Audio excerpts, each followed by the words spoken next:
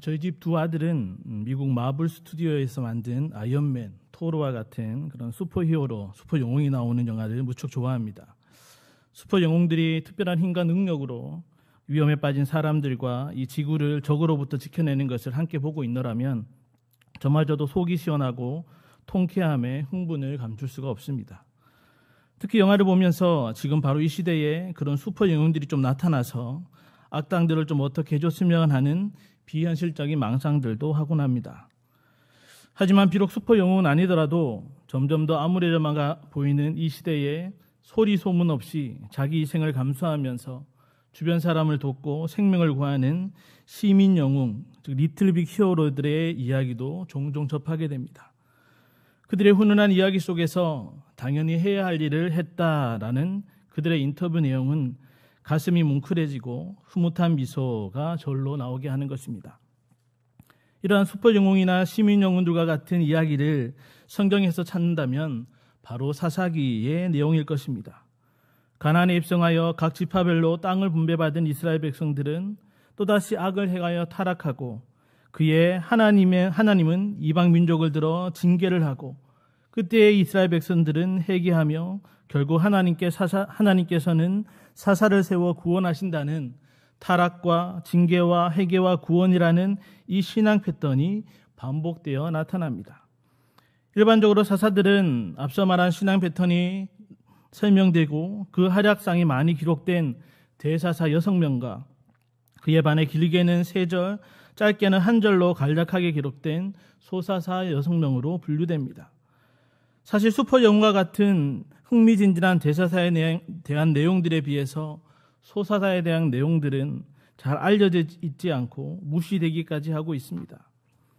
심지어 이에 대해 어떤 성경학자는 소사사들의 내용은 대사사를 더욱 돋보이고 강조하기 위해 기록된 것에 불과하다고 주장하기도 있는데 이는 말도 안 되는 어부성설입니다.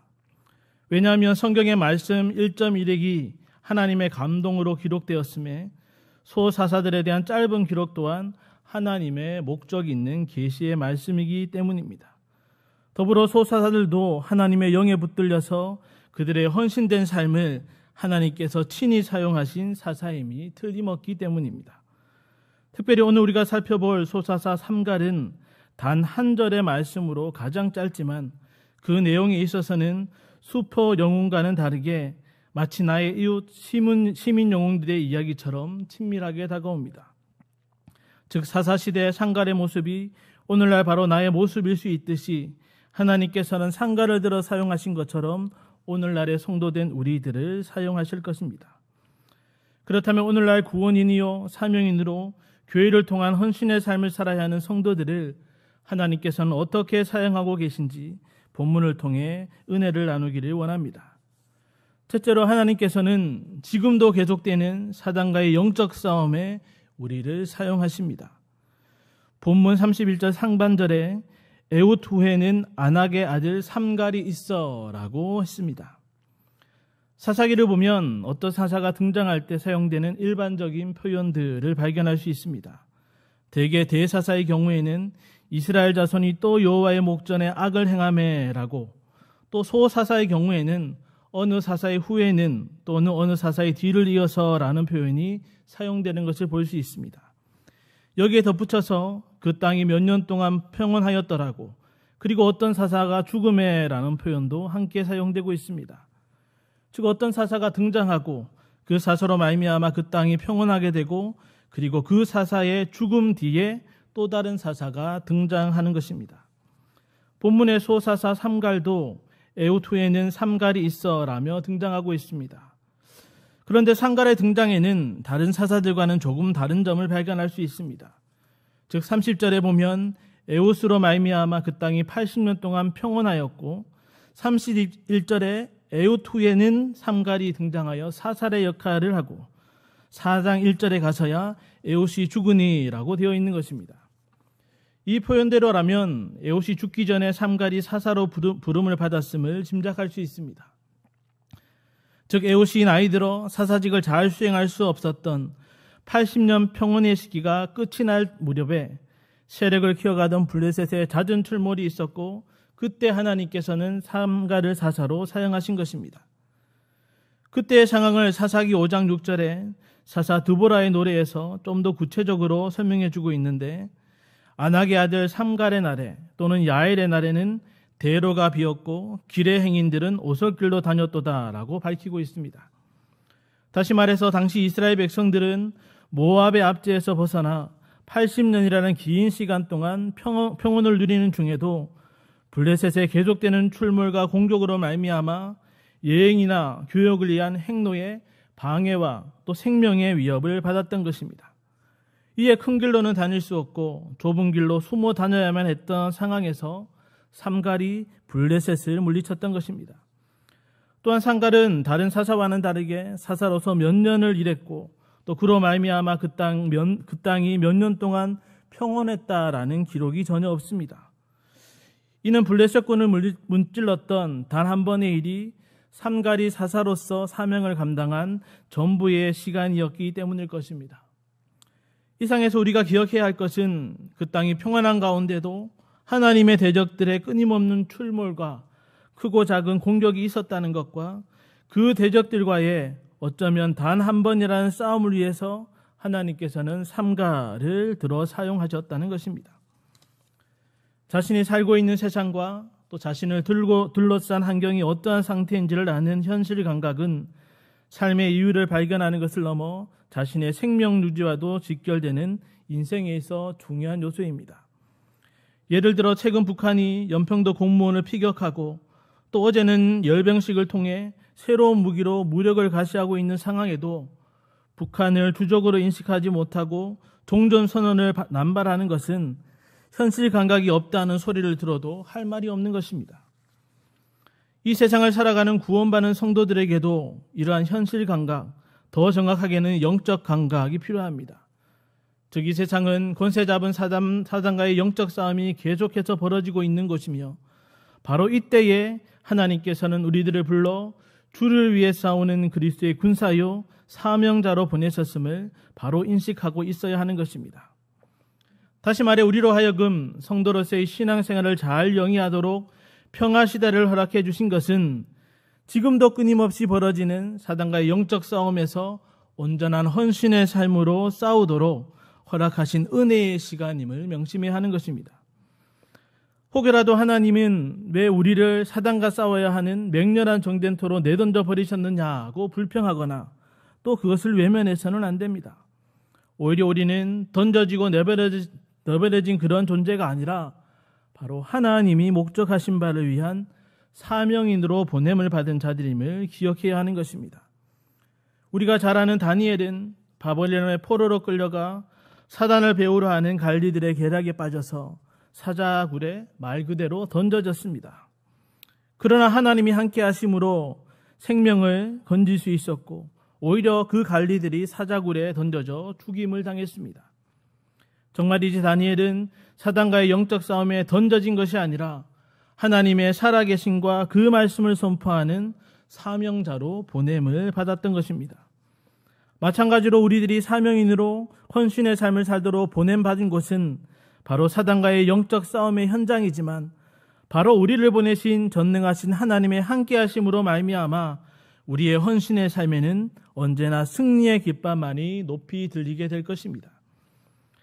완전한 참 평온을 누리게 될 주님이 다시 오실 그날까지 하나님께서 우리를 불러 사용하시는 사단과의 계속되는 영적 싸움의 현장에서 묵묵히 힘써 싸움으로 반드시 승리케 하시는 하나님으로 인해 보내신 사명의 자리에서 온전한 헌신의 삶으로 대장 되신 우리 주님을 기쁘시게 하는 성도님들 되시기를 간절히 바랍니다. 둘째로 하나님께서는 보잘것없고 평범할지라도 크고 능하게 우리를 사용하십니다. 본문 31절에 아낙의 아들 상갈이 있어 소모는 막대기로 블레셋 사람 600명을 죽였고 라고 했습니다. 성경에서는 보통 어떤 사람에 대한 정보를 그 사람의 부모나 고향 그리고 어느 지파 출신인지를 통해 빨리 파악할 수 있습니다. 사사기에 나오는 사사들도 예외는 아니어서 대사사인 온니엘은 갈렙 집안의 자손으로 유다 지파이고 기드온은 므낫세, 삼손은 단 지파 출신이며 이사갈 지파인 돌라처럼 소사사들도 어느 지파 출신인지 모두 밝히고 있습니다. 이는 각 지파별로 분배받은 땅의 주변에 위치한 가나안 민족들과의 전쟁과 문제는 보통 그 지역 출신의 사사들이 해결했음을 짐작해 볼 수 있습니다. 그런데 사사 중 유일하게 오늘 본문의 아낙의 아들 삼갈은 어느 지파, 어느 지역 출신인지를 정확하게 알 수 없습니다. 왜냐하면 아낫이라는 말이 지명인지 아니면 어떤 족속이나 어떤 사람의 이름인지 불분명하기 때문입니다. 그래서 성경학자들 중에는 아낙이 북쪽에 위치한 성읍 벳 아낫을 의미한다고도 하고 가나안 여신 또는 바벨론식의 이름이라고도 합니다. 또한 상갈이라는 이름에 대해서도 술 따르는 사람을 의미한다고도 하고 헷 족속 왕의 이름 또는 잘 알려지지 않은 후리아 족속의 신이나 그 사람의 이름이라고도 합니다. 그러나 이러한 모든 설명들은 추측에 지나지 않습니다. 그럼에도 상갈은 이스라엘 족속이 아닌 이방이었을 가능성이 크다고 할 수 있는데, 왜냐하면 앞서 말한 대로 상갈이 이스라엘 족속의 지파였다면 다른 모든 사사들처럼 그 지파를 분명히 밝혔을 것이기 때문입니다. 그러나 그 출신을 분명하게 알 수 없는 상갈이지만 그가 무슨 일을 하던 사람인지는 본문을 통해 알 수 있습니다. 본문의 상갈은 소모는 막대기로 블레셋 사람 600명을 죽였다고 했습니다. 여기 소모는 막대기란 가축을 길들이는 막대기를 의미하는데 그 길이는 대략 2.4m 정도 되고 한쪽 끝은 뾰족하고 큰 못이 달려있고 다른 한쪽에는 끌 모양의 새가 달려있어서 소를 몰거나 때론 땅을 일구는 쟁기로 쓰였습니다. 즉 상갈은 평범한 목자 또는 농사꾼으로 평소 사용하던 소모는 막대기로 블레셋과 싸워 600명을 무찔렀던 것입니다. 이는 상갈에게나 그리고 그 도구였던 소모는 막대기에 무슨 특별한 힘이나 능력이 있었던 것이 아니라 다른 사사들처럼 하나님께서 함께하사 당신의 능력으로 친히 역사해 주셨기 때문입니다. 다시 말해 하나님께서는 출신 배경이나 삶의 환경과 상관없이 이방인과 같은 자, 그 출신도 잘 알 수 없는 평범한 자 상갈을 사사로 세우시고 그가 생업을 영위해가는 보잘것없는 도구를 사용하사 사사로서의 사명을 능히 감당하게 하셨던 것입니다. 우리는 예수 십자가 보혈의 공로로 구원함을 받았다는 구원인으로서의 감사와 기쁨은 넘치지만 구원인은 사명인이어야 한다는 말에는 외면하려는 경향이 있습니다. 왜냐하면 사명이라는 말에는 그 사명이 어떤 종류이든 크든지 작든지 마치 바늘과 실처럼 늘 헌신의 삶이 따라오기 때문입니다. 이에 몸과 마음을 다 바친다는 일반적인 의미의 헌신은 우리로 하여금 하나님이 친히 맡기시는 사명에 대해 두 가지 거부 반응을 주로 일으킵니다. 하나는 우리가 가진 모든 것이 하나님이 은혜로 주신 것임에도 불구하고 내게 있는 모든 것이 내 것인 양 하나님께 다 드리지 못하겠다는 배은망덕한 신보의 거부입니다. 또 하나는 하나님 앞에 지나친 겸손으로 인한 오만한 모습의 거부인데 이것은 하나님에 대한 불신앙으로 확대될 수 있어 더 심각한 문제라 할 수 있습니다. 왜냐하면 자신의 보잘것없는 배경이나 연약함과 부족함으로 하나님의 일을 감당할 수 없다고 겸손한 척 생각하겠지만 정작 약한 것, 천한 것, 미련한 것, 멸시받는 것들을 택하사 강하게 하시고 지혜롭게 하시고 당신의 뜻대로 능하게 사용하시는 전지전능하신 하나님을 온전히 알지도 믿지도 못하고 있기 때문입니다. 오늘 본문의 평범한 농부 상갈뿐만 아니라 다른 사사들도 모두가 능력자들이 아니었습니다. 왼손잡이인 에옥과 여선이자 드보라, 창녀의 아들인 입단은 차별받는 약자였고 기드온은 의심 많은 자였고 삼손은 나실의 세약도 밥 먹듯이 어기는 자였습니다. 사사들만이 아니라 평범한 농부였던 엘리사, 어린 목자여 물맷돌로 싸우는 다윗, 촌동네의 평범한 어부 베드로 등 하나님께서는 보잘것없고 평범한 그들을 들어서 사용하셔서 하나님의 크고 놀라운 일들을 진행해 가셨고 지금도 누가 나를 위하여 갈꼬라고 사명자를 찾으시는 하나님 앞에 겸손히 내가 여기 있나이다 나를 보내소서라고 온전한 헌신의 삶을 살기 원하는 성도를 찾아 기둥 같은 일꾼으로 사용하고 계신 것입니다.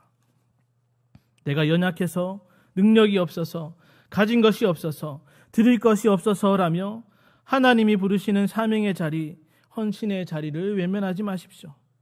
오히려 능력이 작든지 크든지, 가진 것이 있든지 없든지, 보리떡 5개와 물고기 2마리를 내어놓은 어린아이와 같이 주님의 크신 능력만을 겸손히 믿고 나아갈 때에 능치 못할 모든 것으로 역사하시는 하나님의 손에 붙들려 각자 허락하신 사명의 온전한 헌신의 삶으로 주님께 영광 올려드리는 모든 성도님들 되시기를 간절히 바랍니다. 셋째로, 하나님께서는 구속 역사 완성이라는 궁극적인 목적을 위해 우리를 사용하십니다. 본문에 그도 이스라엘을 구원하였더라고 마무리하고 있습니다. 지금까지 상갈에 대해서 살펴보았는데 눈썰미가 있으신 분들은 상갈에 대한 오늘 본문의 말씀 가운데 생략된 단어가 있음을 발견하셨을 것입니다. 즉, 상갈에 대해서 사사라고 표현한 단어가 보이지 않는다는 것인데, 이는 실제 히브리 원문에도 나타나지 않습니다. 다른 사사들의 경우에는 하나님께서 구원자, 선지자, 사사로 세우셨음을, 특히 소사사들은 모두 사사라는 단어를 사용하고 있음에도 상갈만은 예외인 것입니다. 가뜩이나 상갈에 대해 한 절의 말씀으로 가장 짧고 그 출생도 불분명해서 과연 상갈이 사사가 틀림없었는지 의구심을 가질 수도 있습니다. 그러나 그도 이스라엘을 구원하였더라는 상갈에 대한 하나님의 평가는 상갈이 하나님이 세우신 사사였음을 확증해 주는데 조금도 부족함이 없습니다. 여기 그도라는 것은 앞서 메소포타미아 왕을 물리친 사사 온니엘과 모압을 물리치고 이스라엘에게 80년이라는 가장 긴 평원을 가져다 준 사사 에호처럼 상갈도 그들과 같은 사사였음을 의미합니다. 사실 인간적인 관점에서 이스라엘의 오랜 기간 평온을 가져다 주고 모압군 10,000명을 물리친 그들의 활약에 비해 블레셋군 600명을 물리친 것이 전부인 상갈의 활약은 비교 자체가 되지 않을 수 있습니다. 그러나 하나님께서 보시는 관점은 오직 이스라엘을 구원하는 것에 초점이 맞추어져 있습니다. 즉, 죄에 대한 징계와 당신의 택한 백성을 향한 하나님의 사랑은 심판과 구원이라는 두 개의 바퀴가 사사시대를 넘어 세계 역사를 움직이는 동력이 되어 결국 하나님의 택한 백성을 반드시 구원하시는 하나님의 구속 역사 완성을 목적하고 성취해 가고 있는 것입니다. 다시 말해 사사를 세우신 목적도, 그 사사들이 활약했던 크고 작은 일들도 모두 이스라엘을 구원하는, 즉 당신의 택한 백성들을 구원하는 하나님의 구속 역사 완성을 목적하고 있으며, 그것을 위해 사사들의 전생애가 쓰임을 받았던 것입니다. 때문에 하나님께서는 상갈에 대해서도 다른 사사들과 같이 그도 이스라엘을 구원하였더라고만 강조하시며 상갈의 사사로서의 사역을 마무리하고 계신 것입니다. 속도보다 방향이 중요하다는 말을 많이 들어보셨을 것입니다. 100m 달리기 세계 랭킹 1위인 선수가 아무리 빨리 달린다고 해도 결승점이 아니라 반대로 뛴다면 아무 의미가 없고, 축구 선수가 아무리 골을 잘 넣어도 자기 편 골대에 넣으면 패할 수밖에 없습니다. 마찬가지로 교회의 방향이요 존재 목적이 영혼 구령을 위한 영적 기관임을 확신한다면 그 교회를 통한 전도와 선교는 물론이요 성도들의 헌신 또한 그 목적이 하나님의 구속 역사 완성이어야 합니다. 시대가 변하여서 교회가 대형화되고 조직화되고 여러 기관들이 생기고 더불어 성도들의 헌신 또한 더 세분화되고 구체화된다고 해도 그 열심의 궁극적인 목적은 하나님의 잃어버린 백성을 찾는 일이어야 하는 것입니다.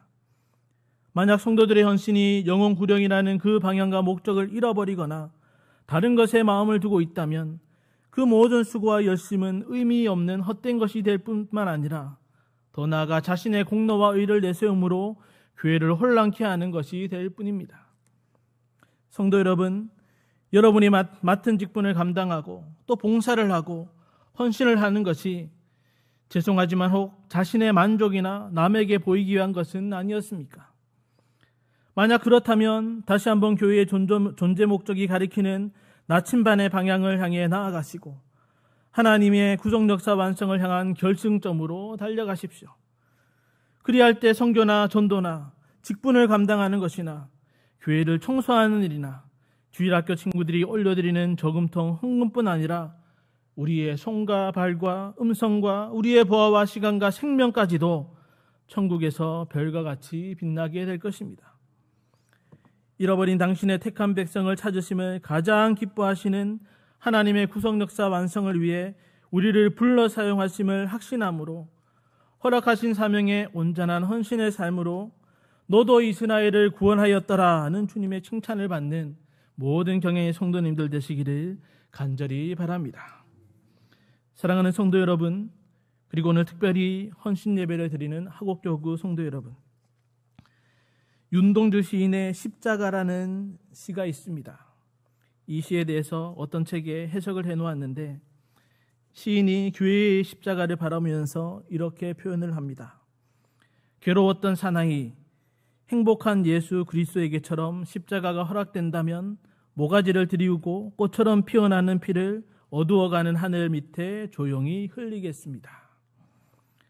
시인은 십자가에 달려 죽으신 예수님을 괴로웠던 사나이라고 표현한 후에 행복한 예수 그리스도라고 조금은 이상한 표현을 하고 있습니다. 이는 예수님에게 있어 십자가 죽음은 괴로운 일이지만 그 십자가야말로 하나님께서 예수님을 이 땅에 보내신 목적이요 대속 성취를 위한 하나님의 뜻인 것을 예수님이 아셨기에 십자가를 지심으로 하나님의 뜻을 온전히 이루게 됨을 인하여 행복하다라고 표현을 하고 있는 것입니다. 즉 십자가의 길, 그 사명의 길은 바로 행복한 길이다라는 것입니다. 이제 십자가를 지고 행복해 하시는 예수님께서는 우리에게도 자기 십자가를 지라고 하나님의 뜻을 쫓아 따르라고 사명의 길을 행복한 길을 가라고 하십니다. 구원인으로서 당연히 해야 할 사명인으로서의 헌신의 삶을 살라고 하시는 것입니다. 물론 하나님께서 구원인으로 부르사 맡기시는 사명에는 여러 가지가 있습니다. 선교사나 사역자로 가장 앞선 일선에서 복음 전파의 사명을 위해 헌신하는 것에서부터 교회에서의 작은 봉사까지 성도로서 각각 은사를 받은 대로 하나님의 각양 은혜를 맡은 선한 청지기 같이 주를 위한 헌신의 삶을 살아가면 되는 것입니다. 혹여나 그 사명의 길이 사단마귀 대적들이 우글거리는 아골 골짜기 빈들이라도 결코 두려워하거나 머뭇거리지 마십시오. 오히려 바로 그곳이야말로 하나님께서 우리를 불러 사용하시는 승리의 자리요 영광의 자리임을 확신함으로 믿음으로 나아가시기 바랍니다. 혹여나 그 십자가 지는 일이 연약하고 보잘것없는 자신의 힘으로는 불가능하다 하여 포기하지 마십시오. 오히려 우리의 약함을 들어 사용하시는 능하신 주님의 역사하심으로 큰 능력을 베푸시는 하나님만을 의지함으로 겸손함으로 그 일을 감당하십시오. 혹여나 그 헌신의 수고와 열심이 자신의 만족을 채우지 못한다 하여 다른 것에 한눈을 팔지 마십시오. 오히려 우리의 모든 헌신이 하나님의 구속 역사 완성이라는 영광스러운 일에 쓰임받는 것으로 인해 감격함으로 즐거워하십시오. 그리하여 구원인이요 사명인으로서 하나님의 부름을 받아 그 능하신 손에 붙들려 온전한 헌신의 삶을 살아가므로 작은 일에 충성하였다는 주님의 칭찬을 받고 이름도 없이 밑도 없이 감사하며 섬기는 가운데 행복한 십자가의 길을 묵묵히 걸어가는 경영의 모든 성도님들 되시기를 주님의 이름으로 간절히 축원합니다.